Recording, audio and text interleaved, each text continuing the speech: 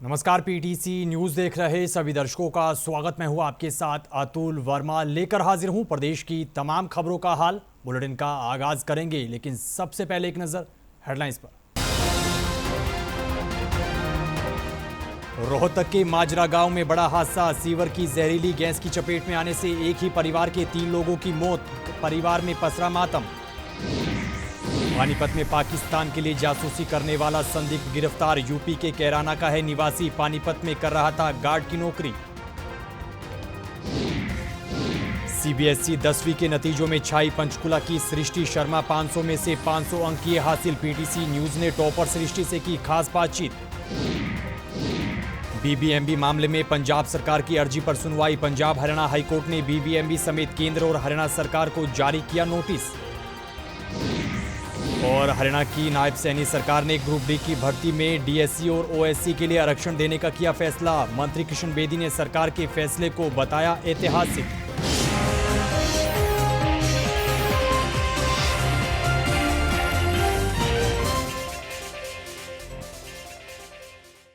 चलिए बुलेटिन का आगाज करेंगे अहम खबर के साथ। रोहतक के माजरा गांव में बड़ा दर्दनाक हादसा हुआ है। यहां पर सीवर की जहरीली गैस की चपेट में आने से एक ही परिवार के 3 लोगों की मौत हुई है। जानकारी के मुताबिक मरने वालों में पिता और उसके 2 बेटे शामिल हैं। बताया जा रहा है कि ब्लॉक सीवर का ढक्कन खोलते ही परिवार के तीनों लोग जहरीली गैस की चपेट में आ गए और उनकी मौत हो गई। इधर 3 लोगों की मौत से परिवार में मातम का माहौल है। वहीं स्थानीय लोगों ने सीवरेज का बुरा हाल होने और साफ सफाई ना होने का जिक्र किया है। आज जी हमारे गांव में सीवर ब्लॉकेज हो रही है। माजरा गांव में भी, टैगोर कॉलोनी में भी ऐसा बुरा हाल आ रहा है। पार्षद ने आज तक आके ये भी नहीं पूछा भाई मैं बन गया धन्यवाद कर दूं। इस गांव का कोई मतलब नहीं, मतलब कोई सीवर सफाई नहीं, कोई वो नहीं, पानी तक की समस्या और सीवर की रोड की बोहड़ के सुमित पार्षद ने ही कंप्लेंट डाल ली, जब भी हमारी कोई सुनवाई नहीं। वहाँ आज यहाँ 3 आदमी वो हो गए सीवर के अंदर। पानीपत में जासूसी करने वाले एक संदिग्ध को पुलिस ने हिरासत में लिया है। जानकारी के मुताबिक संदिग्ध यूपी के कैराना का रहने वाला है, जो कि पानीपत में गार्ड का काम कर रहा था। लेकिन हिरासत में पूछताछ के बाद पुलिस की तरफ से यह खुलासा किया गया कि संदिग्ध शख्स संवेदनशील जानकारी पाकिस्तान पहुंचा रहा था, जिसके बाद शख्स को गिरफ्तार कर लिया गया है और मामला दर्ज कर आगे की कार्रवाई की जा रही है। देखिए, हमें एक विश्वसनीय इनपुट प्राप्त हुआ था कि नोमान इलाही नाम का व्यक्ति, जो मूलतः कैराना का रहने वाला है और वर्तमान में पानीपत में सिक्योरिटी गार्ड के तौर पर नौकरी कर रहा है, वो पाकिस्तान के कुछ व्यक्तियों को संवेदनशील जानकारियाँ उपलब्ध करा रहा है। इसी इन्फॉर्मेशन के बेसिस पे हमने उससे सस्पेक्ट से पूछताछ करी थी और बाकी भी साक्षी इस संबंध में एकत्रित किए। पूछताछ के आधार पे और साक्ष्यों के आधार पे इस संबंध में industrial area police station Panipat में एक मामला दर्ज किया गया है, जिसमें कल उस व्यक्ति को गिरफ्तार किया गया था। आज उस व्यक्ति को माननीय न्यायालय में पेश किया जाएगा और उसके बाद में पुलिस रिमांड के लिए अलग से आवेदन दिया जाएगा। और अब बात सीबीएसई के नतीजों की करेंगे। सीबीएसई 10वीं के नतीजे घोषित हो गए हैं, जिसमें पंचकुला की सृष्टि शर्मा ने टॉप किया है। उन्होंने 500 में से 500 अंक हासिल किए हैं, जिसके बाद उन्हें और उनके परिवार को हर ओर से बधाइयां मिल रही हैं। वहीं पीटीसी न्यूज ने सीबीएसई 10वीं की टॉपर छात्रा सृष्टि शर्मा से एक्सक्लूसिव बातचीत की है। इस दौरान टॉपर सृष्टि शर्मा ने कहा कि वो आगे चलकर आईएएस अफसर बनने की इच्छा रखती हैं। एक पता था अच्छा आएगा, बट इतना आएगा ये कभी एक्सपेक्ट नहीं था। मेरे टीचर्स जब मुझसे मिले वो रो रहे थे, मेरे पेरेंट्स रो रहे थे, मैं भी बहुत रोई। तो बहुत खुशी हुई कि अपने पेरेंट्स को, अपने टीचर्स को मैंने प्राउड फील कराया है एंड उनका जो हार्डवर्क था वो सिरे लग गया। सर, कितना हार्डवर्क करना पड़ा, कितने घंटे आप जो है स्टडी करते इसके लिए? सर, कंसिस्टेंट मेहनत थी सर। मैं कहूँगी बहुत सालों की आदत थी कि मुझे ऐसे सिटिंग की आदत है कि मैं बहुत देर बैठकर पढ़ सकती थी। 8-9 घंटे में पढ़ लेती थी 9 तक।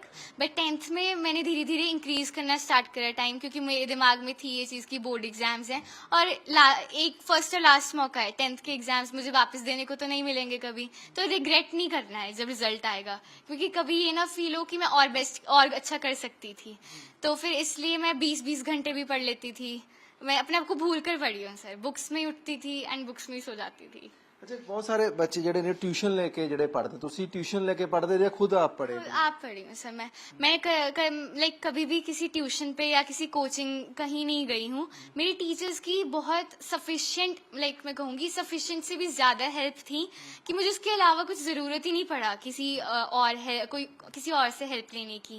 एंड जो अपने अंदर ऊपर ट्रस्ट था कि मैं कर लूँगी पढ़ाई, मैं कर सकती हूँ पढ़ाई। एंड मेरे टीचर्स हमेशा अवेलेबल थे मेरे लिए। अगर मैं अपने मैम को रात को भी डाउट्स मैसेज करती थी या कॉल करती थी तो वो हमेशा आंसर दे देते थे। एंड मुझे पता था एनसीईआरटी इज़ अ मस्ट, तो एनसीईआरटी करनी है। मुझे पता था कि कोई रेफरेंस बुक से मुझे मिसगाइड नहीं होना है कि मैं वो पढ़ती रहूँ और एनसीईआरटी रह जाए। तो मैंने अपने आप से ही कर लिया, मुझे कहीं किसी रिसोर्स, किसी और मतलब एक्सटर्नल रिसोर्स की ज़रूरत नहीं। तो सीबीएसई के नतीजे घोषित हो गए हैं और इस बीच टॉपर छात्रों को लेकर प्रतिक्रियाएं निकल कर आ रही हैं। वहीं कुरुक्षेत्र के गीता निकेतन स्कूल के टॉपर छात्रों से पीटीसी न्यूज़ ने खास बातचीत की है। इस दौरान टॉपर छात्रों ने भविष्य में वैज्ञानिक और डॉक्टर बनने के सपने का जिक्र किया है। तमाम अलग अलग राज्यों से हैं। त्रिपुरा से हैं ये, इनका शुभ नाम? भार्गव नाथ। त्रिपुरा, यानी कि कितनी दूर से बच्चा यहाँ अपने माँ बाप को यानी कि हॉस्टल में रह रहा है, पढ़ रहा है, क्या एम है? त्रिपुरा से क्या नाम बताया आपने? महार्गव भार्गव जी। महार्गव या भार्गव? महार्गव भार्गव नाथ। कितने % नंबर आए आपके? 93.6% जी आए। 90.3.6। 93.6%। अच्छा, तो मैथ में कितने आई हैं? 100 नंबर आया जी मैथ में। 100 नंबर मैथ में, झूठ तो नहीं बोल रहे? पक्का? पक्का। कितने? 100 के 100? 100 के 100। अरे एक तो कम हुए होंगे 99, 98 में। 100 के 100, 100 में से 100। 100 में से 100 नंबर पूरे? जी पूरे। यजस रावल। यजस रावल, कितने % नंबर है आपके? 96। 96। हाँ जी। तो कहाँ से हैं आप?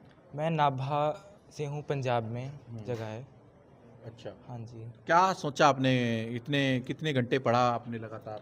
असल में हॉस्टल की हमारी एक रूटीन ही ऐसे है कि सुबह हम उठते हैं 4:30 बजे, फिर हमारी एक्सरसाइज होती है, तो एक तो माइंड भी फ्रेश रहता है, फिट भी रहते हैं। और फिर जैसे मैथ का एग्ज़ाम था हमारा, तो हमारे वार्डन सर ने हमें बिल्कुल एग्जैक्ट टाइमिंग पे उठाया, सब कुछ किया और फिर हमें कह देते बैठो आराम से और तैयारी करो। सुबह 5 बजे फिक्स है सर वो तो। अच्छा जी सर। 5 बजे उठा। फिर एक्सरसाइज वगैरह, एक्सरसाइज के बाद नहा धो के हम 6:30 बजे तक फ्री हो जाते थे। 6:30 से फिर पढ़ो 11 बजे तक।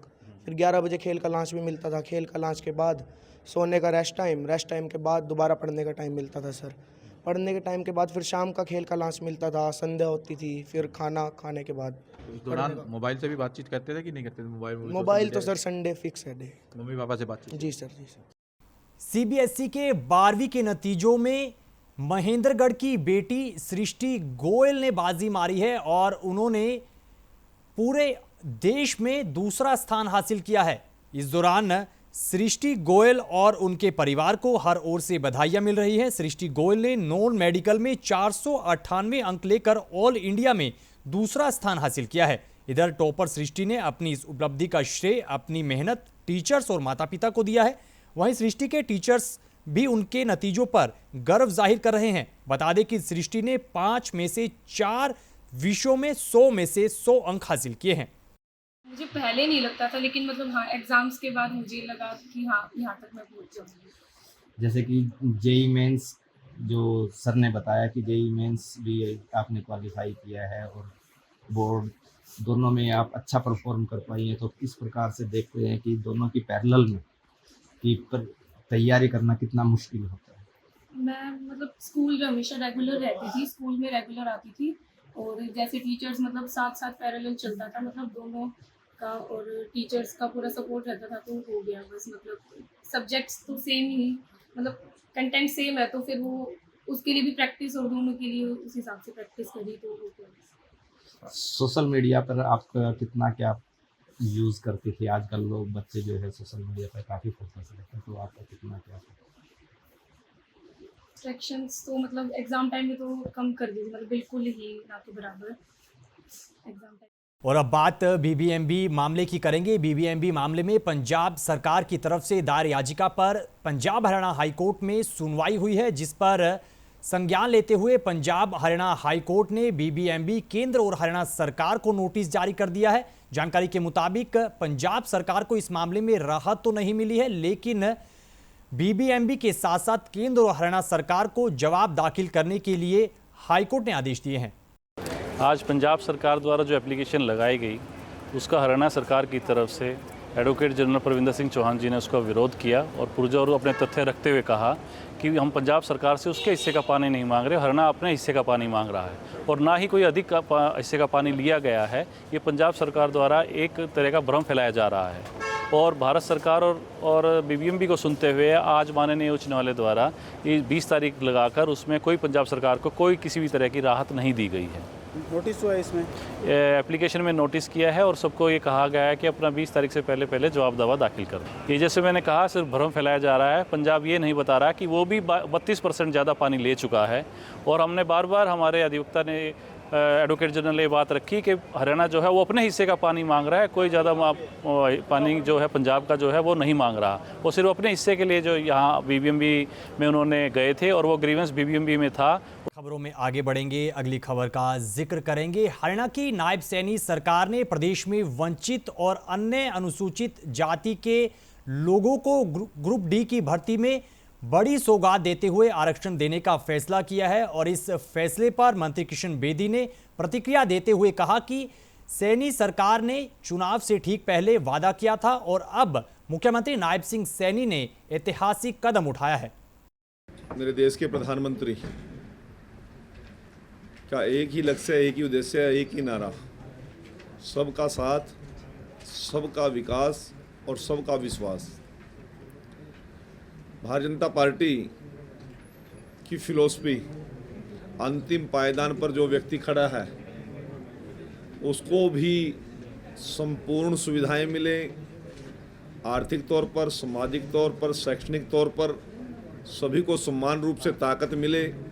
इस सोच को लेकर अंत्योदय के लक्ष्य को हमने हासिल करने की जिस मकसद को लेकर, जिस उद्देश्य को लेकर हम चले थे, उसको हमने पूरा करने का और एक कदम बढ़ाया है और वो कदम नायब सिंह सैनी जी की सरकार का एक ऐतिहासिक कदम, जो वर्षों से शोषित, पीड़ित और सभी संसाधनों में पिछड़ रहे समाज डीएससी वर्ग को चुनाव से पहले घोषणा की। मुख्यमंत्री नायब सिंह सैनी की तरफ से तिरंगा यात्रा का आगाज करने के बाद अब तिरंगा यात्रा प्रदेश भर में निकाली जा रही है। इसी कड़ी में तिरंगा यात्रा अंबाला में निकाली गई। भाजपा सांसद रेखा शर्मा और पूर्व मंत्री असीम गोयल इस दौरान मौजूद रहे, जिन्होंने भारतीय सेना के जवानों को सलाम किया और प्रधानमंत्री नरेंद्र मोदी के नेतृत्व का खास तौर पर जिक्र भी किया है। कल से पूरे भारत भर में और भारतीय सेना के उस पराक्रम को, उस साहस को सैल्यूट करने के लिए ये कोई पार्टी विशेष द्वारा निकाली गई तिरंगा यात्रा नहीं है। ये हर भारतवासी इसमें जुड़े, अरबों भारतवासी जो भारत को आगे बढ़ता हुआ देखना चाहता है, भारत को अक्षुण्ण देखना चाहता है, सब भारतवासियों ने, ऐसे लोगों ने पूरे देश भर में ऐसी तिरंगा यात्राओं का स्वागत किया, उसमें हिस्सा लिया। आज हमारे बीच में रेखा शर्मा जी के नेतृत्व में अम्बाड़ा में हमारे जिला अध्यक्ष मनदीप राणा जी, हमारे प्रदेश के उपाध्यक्ष बंतो कटारिया जी, इन सब के साथ आम सब नागरिकों को लेके जो है तिरंगा यात्रा निकाली गई है। और हमारे लिए गर्व की बात भी, अम्बाला तो वैसे भी रफाल यहाँ खड़े हैं, बड़ा एयर बेस है और अम्बाला ने चाहे कितनी भी आज से पहले लड़ाइयाँ हों, सब में महत्वपूर्ण अपना स्थान निभाया है।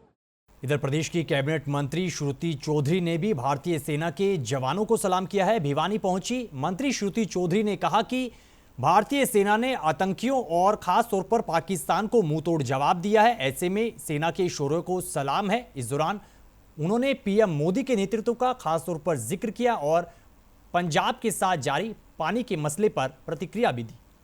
जिस प्रकार से हमला किया और कितने बड़े बड़े इनके जो आतंकी जो बेसिस बना रखे थे उसका नष्ट किया, उनके ऊपर फक्र है हर देशवासी को। और ख़ास तौर पे क्योंकि मैं तो बचपन से ही बहुत ये कहानियां हम सुनते थे, क्योंकि मेरे नाना ब्रिगेडियर रहे हैं आर्मी में और उन्होंने भी देश के लिए खून बहाया है। तो हमारे लिए एक बहुत ये गर्व का टाइम है एक भारतीय होने के नाते, और ये सब संभव इसलिए हो पाया क्योंकि देश में एक मजबूत नेता के रूप में माननीय प्रधानमंत्री जी ने, मोदी जी ने नेतृत्व किया और ये ठोस डिसीजन लिया। भारतीय सेना की ओर से आतंकवादियों और पाकिस्तान को मुंहतोड़ जवाब देने के बाद देश प्रदेश से प्रतिक्रियाएं निकल कर आ रही हैं। इसी कड़ी में फरीदाबाद में स्थानीय लोगों ने भारतीय सेना के शौर्य को सलाम किया है। इस दौरान उन्होंने पाकिस्तान को जमकर आड़े हाथ भी लिया। सबसे पहले तो मैं सरकार का धन्यवाद करना चाहती हूँ और उससे पहले अपनी सेना का धन्यवाद करना चाहती हूँ कि जिनकी हिम्मत से, जिनके वजह से, जिन्होंने इतने बड़े बड़े कदम उठाए हैं, सारे देश को हैंडल करा है। एक सेना जो जवान बॉर्डर पे है वो कर रहे हैं, उनकी वजह से ही हमारी सेना, जो सेना का हमारा जवान है वो हमें वापस मिला है, वरना एक आम जनता कुछ नहीं कर सकती। सारा क्रेडिट मैं सेना को दूंगी। उसके बाद जो हमारी सरकार है, पाकिस्तान की सीमा में गलती से चला गया था, आज पाकिस्तान ने निर्णय लिया कि हमारा जवान हमें लौटाया। आज सकुशल हमारा जवान भारत की सीमा में पुनः प्रवेश कर गया, आ गया, अपने घर को लौट गया। ये निश्चित तौर पे हमारे तीनों सेनाओं के जो मनोबल है उससे बढ़ेगा और तीनों सेनाओं ने जो करके दिखाया, जो कारनामा अभी ऑपरेशन सिंदूर में करके दिखाया, तीनों सेना अध्यक्षों को इसकी बहुत बहुत शुभकामनाएं। हमारे राष्ट्रीय नेतृत्व को बहुत बहुत शुभकामनाएं। ये निश्चित तौर पे हमारे राष्ट्रीय नेतृत्व की जीत है। खबरों में आगे बढ़ेंगे, अगली खबर का जिक्र करेंगे। अगली खबर चरखी दादरी से है। चरखी दादरी में बीते दिन हुई हल्की बारिश ने प्रशासन के तमाम दावों की पोल खोलने का काम किया है। जानकारी के मुताबिक हल्की बारिश के चलते कई मार्गों पर कई इलाकों में जल भराव की तस्वीरें सामने आई है। वहीं दादरी शहर के कई इलाकों में बने गड्ढों में पानी भरने से वाहन चालकों को काफी परेशानी का सामना करना पड़ा है, जिसको लेकर स्थानीय लोगों ने सड़कों की जल्द मरम्मत करने की मांग उठाई है। ये जी यहाँ पे पूरा सड़क फूटा हुआ है। यहाँ पे चलते हैं तो सपोर्टी साधन वगैरह बड़े लगते हैं और बिल्कुल कच्चा रेत पर का काम हो रहा है। और डंपर में फंस जाए, गैल से एक ट्रैक्टर पलट गया था, एक टूटे का ट्रैक्टर पलट गया था। और गैल से प्रशासन की जी कोई नहीं है, वो पड़ला एक थोड़ा बनाया जी, ये बिल्कुल फुटा पड़ा है। और आज दिन हादसे होते रहते हैं और पानी भर जाए हमारे साथ हो रहा है, तो भी ऐसा हाल है। ये तो जी लगभग 1 साल हो गया जिसने तो वही ऐसे, अभी था ज़्यादा फूट गया यहाँ से। तो इस खबर के साथ फिलहाल इस बुलेटिन में इतना ही, लेकिन पीटीसी न्यूज़ पर खबरों का सिलसिला बदस्तूर जारी है। आप बने रहिए पीटीसी न्यूज़ के साथ। फिलहाल के लिए दीजिए इजाज़त। नमस्कार।